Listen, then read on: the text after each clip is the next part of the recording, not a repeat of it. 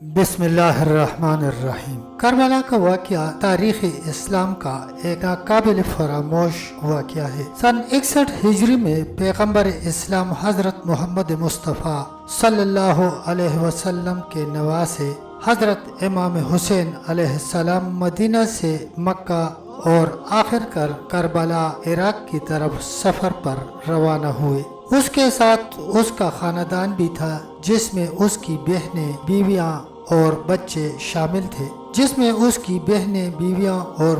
شامل تھے۔ ساتھ ہی ساتھیوں کا ایک چھوٹا سا گروہ بھی تھا۔ جیسے ہی وہ سفر کر رہے تھے، انہیں یزید بن معاویہ کی فوجوں کی طرف سے بڑھتی ہوئی دشمنی کا سامنا کرنا پڑا، جنہوں نے امام علیہ السلام کو بیعت کرنے پر مجبور کرنے کی ناکام کوشش کی۔ خطرے کے باوجود حضرت امام حسین علیہ السلام نے دستبردار ہونے سے انکار کر دیا اور اعلان کیا کہ اے یزید، میں آپ کی بیعت میں کبھی ہاتھ نہیں دوں گا، تو ظالم اور غاصب ہے۔ کربلا پہنچ کر حضرت امام حسین علیہ السلام اور ان کے ساتھیوں کو یزید کے لشکروں نے گھیر لیا۔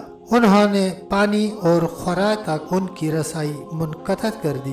حضرت امام حسین رضی اللہ عنہ کا شیرخوار بیٹا عبداللہ دن بدن بیمار ہوتا گیا اور حضرت زینب علیہ السلام نے اسے اپنی گود میں لے لیا۔ اس کی آنکھیں تشویش سے بھر گئیں۔ جیسے جیسے دن گزرتے گئے، حضرت امام حسین علیہ السلام کے کیمپ کو ناقابل تصور مشکلات کا سامنا کرنا پڑا۔ پانی کی کمی تھی اور یزیدیوں نے پانی بند کر دیا تھا اور چھلکتا سورج بے تحاشا گر رہا تھا۔ اس کے باوجود حضرت امام حسین علیہ السلام اور ان کے ساتھی ثابت قدم رہے۔ ان کا ایمان غیر متزلزل رہا اور ناقابل شکست رہا۔ عاشورہ کے دن یزید کے لشکروں نے وحشیانہ حملہ کیا۔ ایک ایک کر کے حضرت امام حسین علیہ السلام کے ساتھی گر رہے تھے۔ ان کے جسموں کو تیروں اور تلواروں سے چھلنی کر دیا گیا۔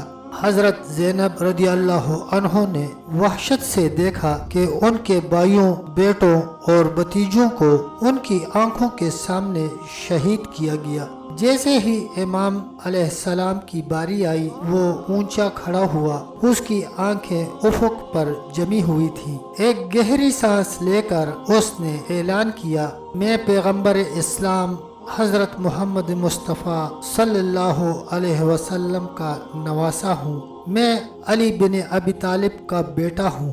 میں مسلمانوں کا امام ہوں۔ ایک تیز ضرب سے حضرت امام حسین علیہ السلام کا سر ان کے جسم سے ٹکرا گیا۔ کیمپ آہوں اور سسکیوں کی گونج سے گونج اٹھا۔ حضرت زینب علیہ السلام نے امام علیہ السلام کے بے جان جسم کو گود میں اٹھا لیا۔ ان کا دل لاکھوں ٹکڑوں میں بٹ چکا تھا۔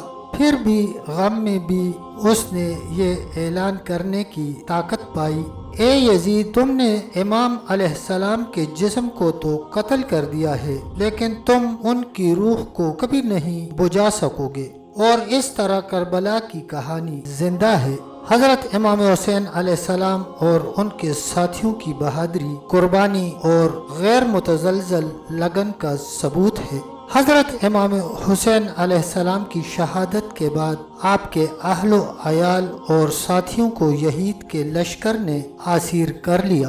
امام کی بہن زینب علیہ السلام نے خاندان کے زندہ بچ جانے والے افراد بشمول امام حسین علیہ السلام کے بیٹے، بیٹیاں اور اصحاب کی دیکھ بھال کی ذمہ داری لی۔ جب انہیں زنجیروں میں جکڑ کر لے جایا گیا تو حضرت زینب علیہ السلام نے یزید کے ظلم و ستم کی مذمت کرتے ہوئے اس کا مقابلہ کیا اور فرمانے لگی، ہو سکتا ہے تم نے میرے بھائی کی لاش کو مار ڈالا ہو۔ اس نے اعلان کیا، لیکن تم اس کی روح کو کبھی نہیں بجھا سکو گے۔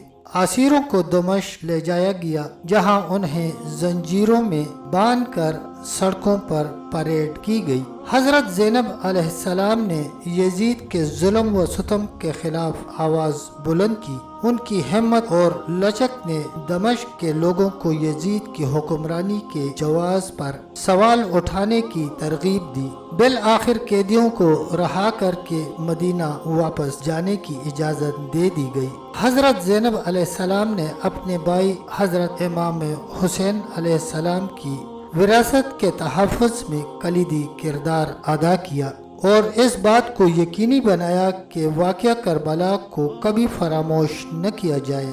حضرت امام حسین علیہ السلام کی شہادت اور حضرت زینب علیہ السلام کی شجاعت نے عالم اسلام پر گہرا اثر ڈالا اور آنے والی نسلوں کو متاثر کیا۔ کربلا کی داستان ظلم کے خلاف مزاحمت کی علامت اور ایمان و قربانی کی قوت کا ثبوت بن گئی۔ برسوں بعد جب دمشق کے لوگ امی خاندان کے خلاف اٹھے تو انہوں نے حضرت امام حسین علیہ السلام کے نام کے بینرز اٹھا رکھے تھے اور ان کی یاد میں نعرے لگائے تھے۔ کربلا کی روح زندہ رہی جو ظلم و جبر کے خلاف کھڑے ہونے والوں کے لیے امید کی کرن اور تحریک ہے۔ تب تک دوستو اتنا ہی، ملتے ہیں ایک اگلی ویڈیو کے ساتھ، تب تک کے لیے اللہ حافظ۔